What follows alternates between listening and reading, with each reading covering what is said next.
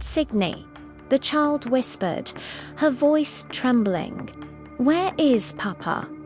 Signy swallowed the lump in her throat, which tasted of smoke and grief. She knelt in the snow, ignoring the heat radiating from her own skin. She did not try to hide the soot or the wildness in her eyes. He has gone on a long journey, little one. Astrid frowned, clutching the doorframe with white knuckles. Without me, he never goes to the market without me. This is a path where small feet cannot follow. Not yet. Signy reached into her tunic and pulled out the strip of birch bark. The blood had dried, turning the color of old rust. He left this for you. A saga written in his own hand. Astrid took the bark, her eyes scanning the jagged runes. She was young, but Einar had taught her the letters of the traders. I have gone to find your mother. She read aloud, her voice breaking. Do not fear the dark. The bark fell from her hands, landing silently in the snow. She looked at Signy, and the terrible understanding dawned in her eyes. He is dead, isn't he? He is in the great hall, drinking mead with the heroes. He left me, Astrid sobbed, a sound that tore the night apart. He promised to fix my finger. He promised. Signy pulled the child into her arms, holding her tight against the cold. He did not leave you. He just went ahead to prepare the house. And until you see him again, you have me. Astrid buried her face in Signy's neck, smelling the scent of pine and fire. We cannot stay here, Astrid, Signy whispered, looking at the dark forest where her mother had vanished. The wolves are coming, and they are hungry. We must pack. Take only what you can carry. Astrid wiped her nose on her sleeve, nodding with a bravery she did not feel. She ran inside, grabbing her small treasures, a wooden doll, a bag of seeds, and her father's heavy cloak. Signy went to the pen, where Thunder the goat was waiting. The beast bleated, sensing the absence of his master. Come, old friend. You are the guardian now. She tied the small pack to the goat's back. They stood outside the hut, the wind howling a mournful dirge. We cannot leave it for them, Signy said, her voice hard. The Draugr or the fire tin, they will defile it. It was Papa's castle, Astrid whispered. Then let us give it a king's funeral. Signy placed her hand on the rough timber of the wall. She called upon the heat that simmered in her blood. Burn, she commanded softly. The wood groaned and orange flames licked up the side of the house. It caught quickly, dry timber and old thatch consuming the history within. They watched the fire roar, sending sparks up to join the stars. Goodbye, Papa, Astrid said, her voice lost in the crackle. Signy took her hand, her grip firm and protective. Come, we walk south. Where are we going? To the coast, where the ships sail. I have heard of a place where outcasts are welcome. They walked away from the warmth of the burning hut into the biting dark. Signy limped slightly, her energy spent, but she did not slow down. She was no longer just a rebel elf or a thief's accomplice. She was a mother bird, guiding her cub through a winter storm. Days turned into nights, and nights into days. They slept in hollow logs, and ate dried meat and snow. Signy used her magic sparingly, only to warm the stones beneath them. She feared that if she flared too bright, Hilda would find them, but the bond between them grew, forged in the silence of the snow. Astrid began to ask questions about Signy's ears and her eyes. "Why are your ears pointed, Signy, to hear the whispers of the wind better? Why are your hands always warm? Because I swallowed a star when I was a baby." Astrid laughed. The first laugh since the night of the fire. It was a small victory, a crack in the ice of grief. On the 7th day, the trees began to thin. The smell of pine was replaced by the smell of salt and rot. They reached a ridge overlooking a grey and churning sea. Below them, nestled in a cove, was a town of black wood and stone. It was not a Viking hold, nor a trading port. It was a slum of the seas, a gathering of broken things. "What is this place?" Astrid asked, shivering in the sea breeze. "This is the corpse strand, where the forgotten come to hide." Signy pointed to a large hall built from the ribs of a whale. "We will find shelter there." But as they descended the slope, Signy stopped. She felt a prickle on the back of her neck, a familiar sensation. It was not the cold malice of her mother. It was something else, a gaze that felt heavy and sorrowful. She turned, scanning the tree line they had just left. There was nothing there, only the shadows of the birches. Signy. Astrid tugged at her hand. "What is it?" "Nothing," Signy lied, turning back to the sea. "Just a ghost of the road." But she knew, deep in her marrow, that they were not alone. Someone had followed them from the mountains, someone who moved with the silence of the grave and the persistence of guilt. They walked down to the town gates, where a guard with one eye stood watch. He leaned on a spear, looking at the strange trio. A woman with hazel eyes, a child with a missing finger, and a goat. "State your business." "Travelers," Signy stepped forward.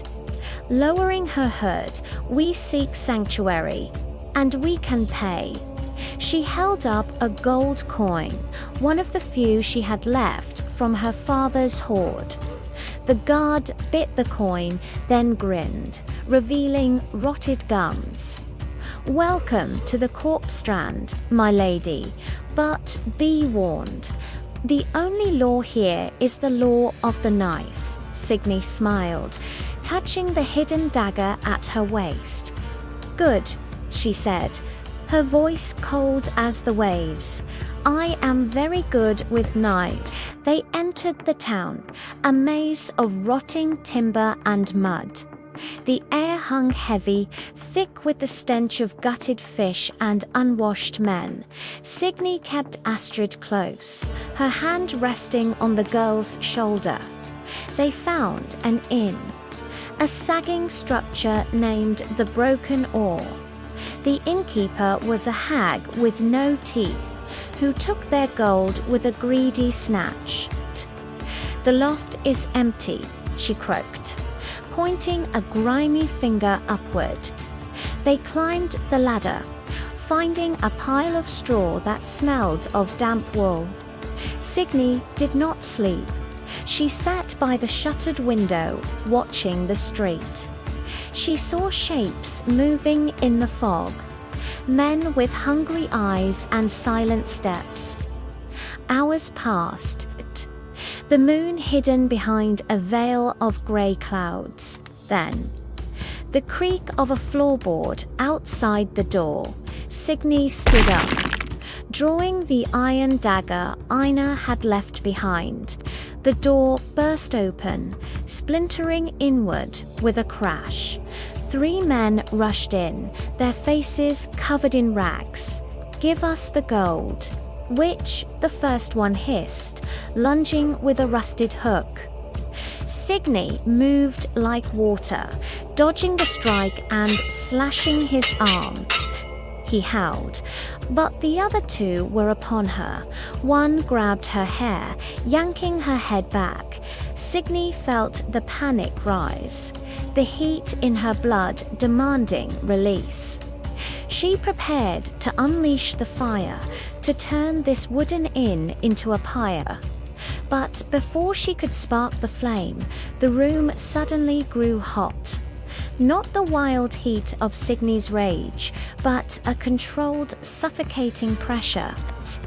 A heavy step echoed on the stairs, shaking the dust from the rafters. A figure filled the doorway, massive and cloaked in bare fur. He did not shout, he did not draw a weapon. He simply breathed, and the air shimmered with heat distortion. "Leave," the figure rumbled, a voice like grinding tectonic plates. The thugs dropped their weapons, terror seizing their hearts. They scrambled past him, falling over each other to escape the oven-hot room. Signy stood panting, her dagger still raised. The figure stepped into the light and lowered his hood. It was Branda, the Jarl of the Ironwood. Her father, Astrid gasped, hiding behind Signy's legs. "Father," Signy whispered, "did you come to finish what Mother started?" Branda looked at her, his face etched with a sorrow deeper than the sea. "I saw the smoke, Signy. I saw the garden burn. She tried to kill the child," Signy said quickly. "Defensive, I know. And now Hilda's heart has hardened into obsidian. Then why are you here? A Jarl must enforce the law, or the clan falls into chaos." Branda walked to the window, looking out at the dark waters. "You attacked a matriarch. You chose a human over your kin. I chose my family," Signy corrected him. Standing tall, Branda turned, a pained smile touching his lips. "You are truly my daughter. Stubborn as the mountain root, I did not come to kill you, Signy." He reached into his heavy cloak and pulled out a leather pouch. It clinked with the sound of heavy gold and gems. He tossed it onto the straw bed. "I came to set you free. You can never return to the Ironwood, my little flame. If you step foot in the forest again, the law demands your head. And I." His voice cracked, the iron facade breaking. "I cannot be the one to swing the sword." He stepped forward, placing a massive hand on her head. The heat of his touch was comforting. A final memory of home. "Take the child, take the gold, and cross the sea. Go where the firekin are just myths, and live. But know this," he warned, leaning close, "your mother will not forgive, and she has a long memory." "I am not afraid," Signy said, though her hands trembled. Branda kissed her forehead, a searing brand of love and loss. "Then be afraid of the world, for it is cold, and you are a single spark." He turned to leave, his cape swirling like smoke. "Wait," Signy called out. "Will you remember me?" Branda paused in the doorway, his back to her. "Every time the fire crackles in the hearth, I will hear your voice." He vanished into the dark hallway, leaving only the warmth of his presence. Signy stood in the silence, tears streaming down her face. She looked at Astrid, who was staring at the bag of gold. "Who was that giant?" the girl whispered. Signy wiped her eyes, smiling through the pain. That was the mountain, saying sorry to the flower. She went to the window, watching a lone figure walk away into the fog. She knew this was the end of her old life. Signy turned to the child. Her new felag pack the bag, Astrid.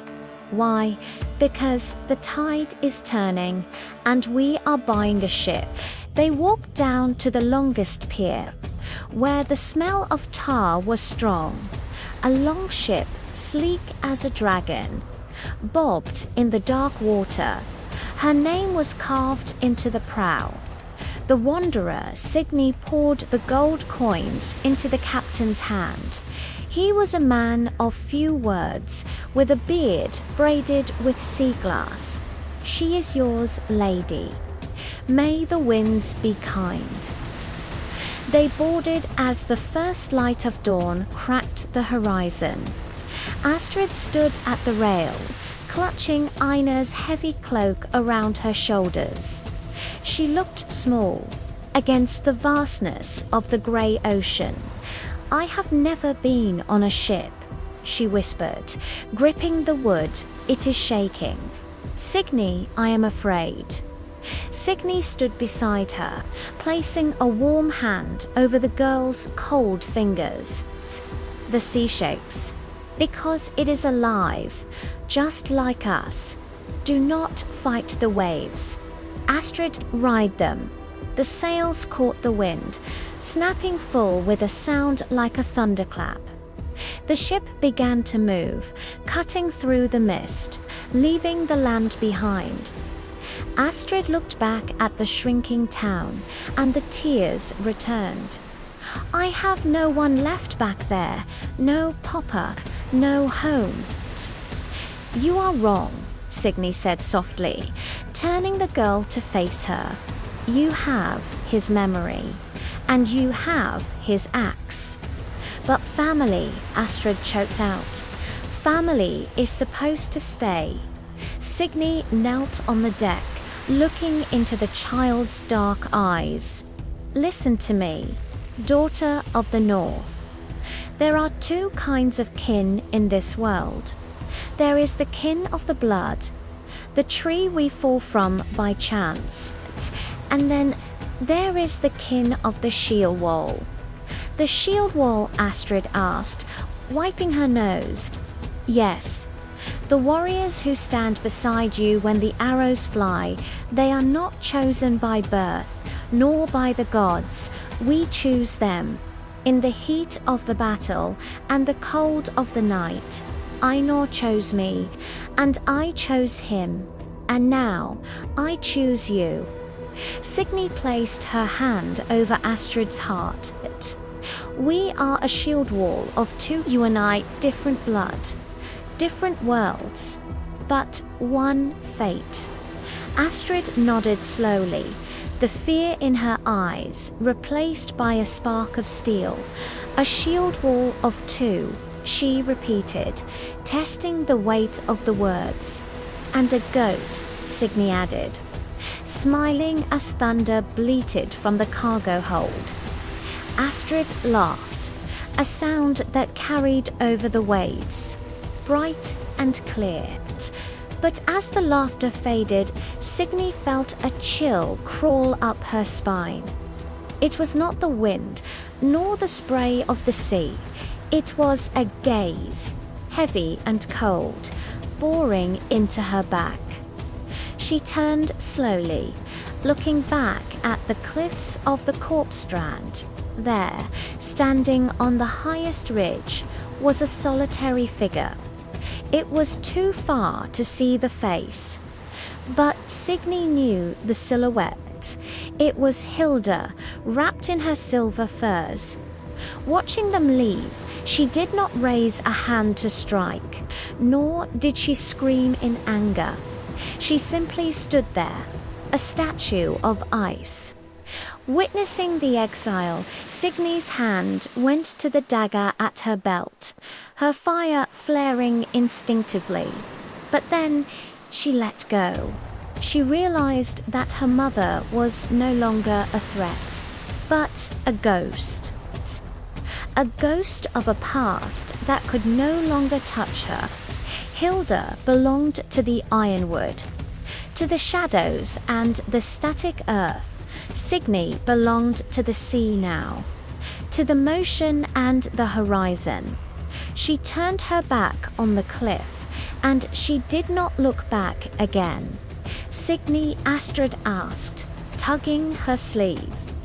"What are you looking at?" "Nothing," Signy said, breathing in the salt air. "Just the shadow of a cloud." Passing away, she looked forward to where the sun was rising, painting the water in gold. "Where will we go?" Astrid asked, leaning against her side. "To the south or the west, or the edge of the world. It does not matter." Little wolf Signy wrapped her arm around the girl, feeling the warmth of their bond. "As long as we sail together, we are home." The ship cut through the waves, sailing into the blinding light and in the heart of the fire elf. The winter finally ended.